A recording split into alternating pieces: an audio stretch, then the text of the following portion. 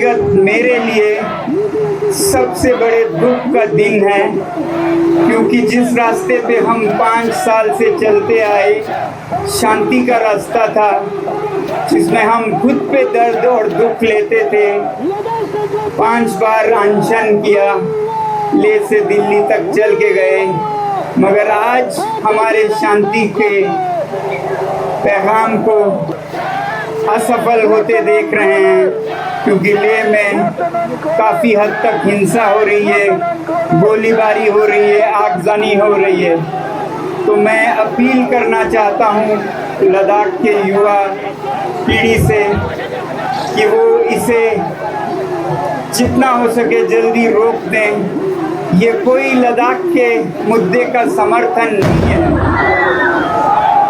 बल्कि इससे ये मुद्दा और भी गंभीर होता जाएगा।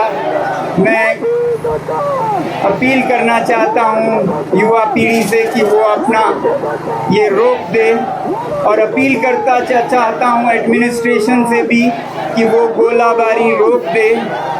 अगर हमारे युवा पीढ़ी को ये दर्द है, दुख है कि हम अनशन पे हैं, कल 2 लोग अस्पताल गए, अगले दिनों में क्या होगा, तो हम आज से अपना अनशन तोड़ रहे हैं, इसे रोक रहे हैं। और हम अब चाहते हैं कि एडमिनिस्ट्रेशन भी अपना ये दबाव रोक दे और युवा भी अपना ये हिंसा रोक दें।